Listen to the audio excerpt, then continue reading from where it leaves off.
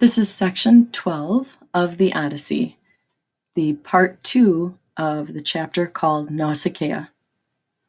Meanwhile, in Sparta, Telemachus was also listening to stories about his father's adventures. Odysseus is so clever, Queen Helen said. Once he disguised himself as a slave in filthy rags and sneaked into Troy to find out the Trojans' secrets. If he was so clever, why couldn't he save himself? Said Telemachus miserably. He's dead, and our house is full of vile men who want to marry my mother. He's not dead, said King Menelaus. I know that for certain. Telemachus caught his breath. Tell me, he said, how do you know?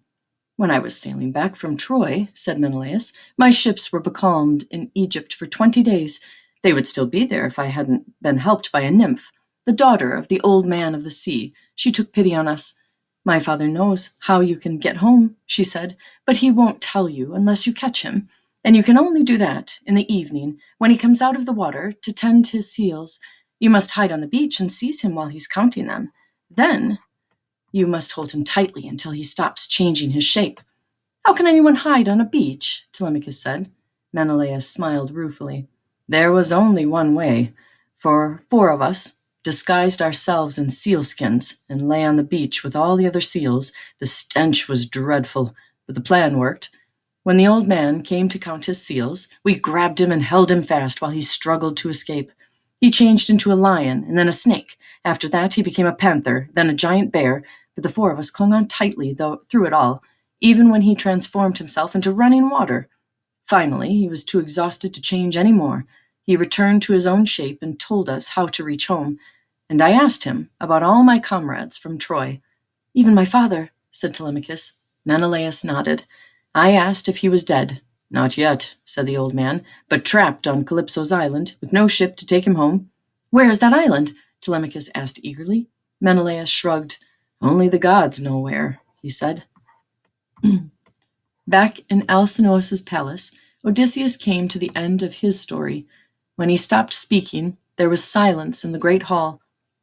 You have been through great suffering, Alcinous said at last, but your journey is almost over. A ship is ready for you. At sunset, it will leave for Ithaca. When the sun sank below the horizon, Odysseus thanked Alcinous and Arete for their help. Nausicaa came down to the harbor to say goodbye. Good luck go with you, my friend, she said. Do not forget me when you come to your own country. How could I forget you, Odysseus said. You gave me back my life. If I reach Ithaca, I will think of you every day. As the stars began to come out, he boarded the ship, taking all the treasures the Phaeacians had given him. The oarsmen spread rugs in the stern so that he could sleep while they were traveling. All through the night, the ship sped over the ocean like a falcon. When the morning star rose, it was close to Ithaca, and Odysseus was still sleeping soundly. The sailors didn't wake him. They lifted him carefully and took him ashore, laying him down on a sandy beach. His treasures were heaped up in the shade of an olive tree, where they would be safe until he awoke. He was still fast asleep when the ship set off back to Phaeacia.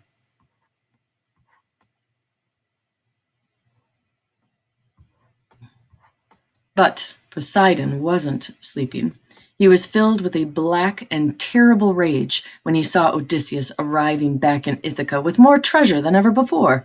What mockery is this? He bellowed at Zeus. I left this vile man wrecked and destitute, and the Phaeacians have made him rich. I shall destroy their ship and drown the sailors, and I'll fling up a circle of huge mountains around their city to cut it off from the rest of the world. Let them learn to fear me. Peace, Earthshaker, said Zeus. There is no need to ruin the city. If you must destroy the ship, simply turn it into a rock as it reaches the harbor. All the Phaeacians will see and fear you forever. The idea delighted Poseidon. He swooped toward the Phaeacian city. As everyone on shore watched the ship approach, he struck at it with his hand, turning it to stone. Immediately it stopped, rooted to the bottom of the sea. The watchers on the shore didn't realize what had happened.